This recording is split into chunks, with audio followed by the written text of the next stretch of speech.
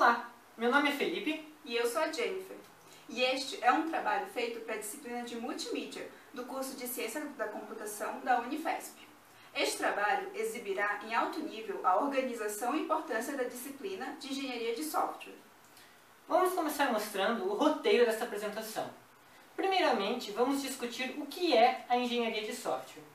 Em seguida, vamos mostrar alguns motivos para estudá-la, daremos um breve histórico e então entraremos realmente na disciplina, explicando os modelos de desenvolvimento, as metodologias utilizadas, modelagem, ferramentas, análise de requisitos e qualidade de software.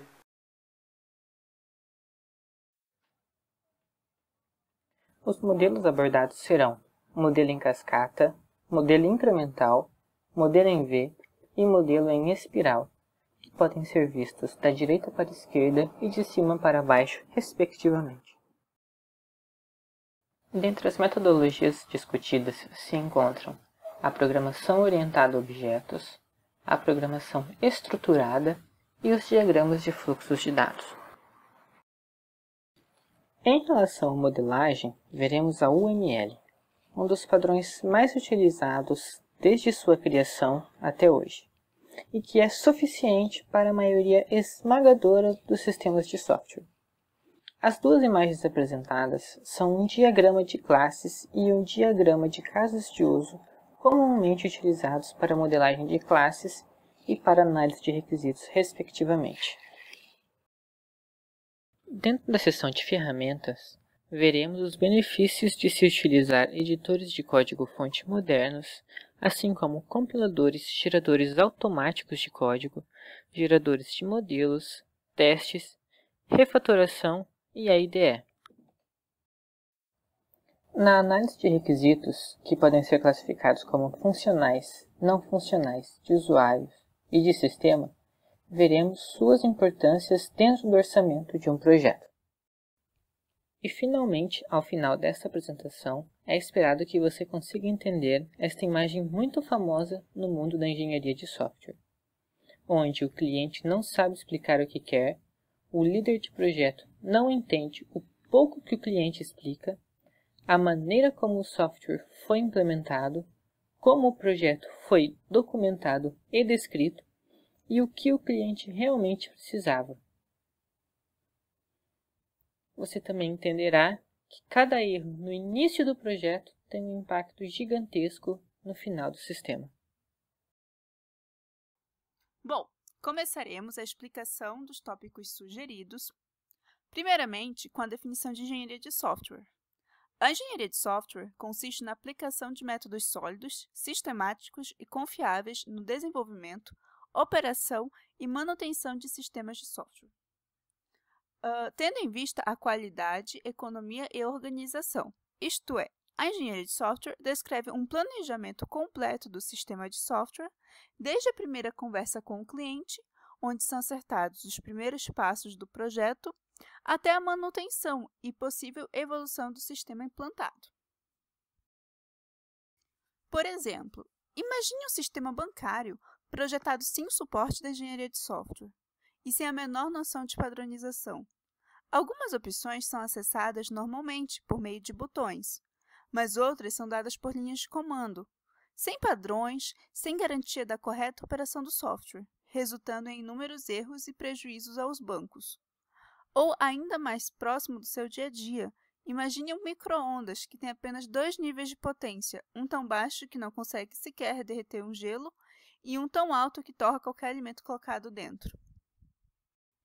A engenharia de software foi estimulada ao longo do mundo para resolver o problema da crise do software, primeiramente citado por Dijkstra em 1972.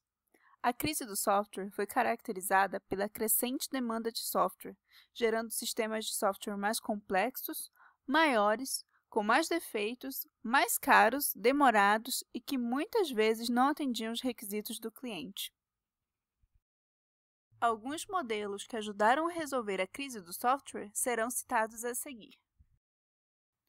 O modelo em cascata é característico por suas fases distintas. Há uma forte separação entre análise de requisitos, projeto, implementação, verificação e manutenção.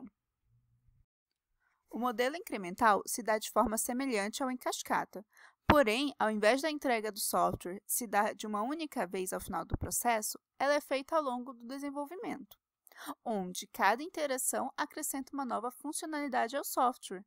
Assim, o cliente não precisa esperar o software ficar totalmente pronto para poder utilizá-lo. O modelo em V ele é parecido com o modelo em cascata, mas com uma melhor organização, permitindo o projeto dos testes relativos a cada período. Modelo em espiral.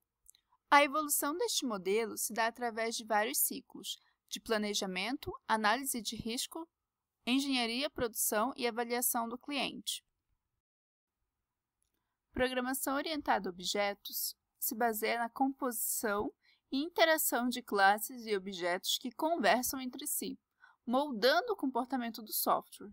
Seu grande sucesso se dá por se moldar muito facilmente ao mundo real, produzindo na maioria das vezes sistemas mais simples. Já na programação estruturada, não há classes ou objetos. Nela, há apenas os conceitos de condição, sequência e iteração. Um programa estruturado é um programa que segue uma sequência lógica de passos até obter um determinado resultado. Um diagrama de fluxo de dados é uma representação das alterações e propagações dos dados ao longo de um programa. A UML é uma linguagem de modelagem. Ela se faz útil por modelar todo o funcionamento de um sistema de software, bem como os relacionamentos entre os vários componentes. Uma boa analogia à UML é uma planta de uma casa. Primeiro, construímos uma planta. Depois, o engenheiro faz os cálculos para ver se a estrutura irá se autossuportar, e então começa-se a construção. Um dos avanços mais utilizados da engenharia de software no dia a dia são as ferramentas. As ferramentas nos permitem automatizar parte do processo de desenvolvimento, além de muitas vezes fazer algum trabalho repetitivo por nós, como é o caso da renomeação de variável. As partes mais importantes de uma ferramenta podem ser dadas por um editor, onde ocorre a edição do código-fonte. É interessante que o seu editor lhe proporcione formas rápidas de edição, procura e autocomplemento de texto. Um compilador. É interessante que seu compilador seja adequado à linguagem de programação e seja automatizado, eliminando a necessidade de repetição de comandos. Um gerador automático de código. É interessante, mas não necessário, que você possa gerar código automaticamente, dado um modelo. Modelagem. É interessante que seu modelador tenha recursos para a especialização do modelo. Testes. Os testes visam encontrar falhas no software, de modo que o sistema tenha uma certa confiança. Refatoração. Ferramentas de refatoração ajudam a lidar com códigos complexos, fazendo atividades laborosas automaticamente. E, por fim, o IDE, que tem por objetivo reunir todas essas ferramentas no ambiente de desenvolvimento integrado. Vale lembrar que estas ferramentas não são de uso obrigatório, mas são altamente recomendadas para melhorar a produtividade e a qualidade do software. A análise de requisitos é importante, pois nela são definidas todas as funcionalidades do sistema. Isto é, na análise de requisitos são explicitados e anotados para então serem projetados e desenvolvidos. Nesta etapa, dependendo da quantidade de tarefas, é definido também o orçamento do projeto. Qualidade de software. A engenharia de software tenta conciliar a qualidade de software com o orçamento do projeto. Muitas vezes, não é necessário fazer todos os testes possíveis para ver se um software é confiável ou não, ou se atende todos os requisitos.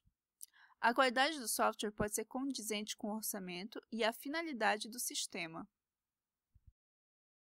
Muito obrigado a todos por terem assistido este vídeo e espero que este vídeo tenha dado a vocês uma visão geral do que é a engenharia de software.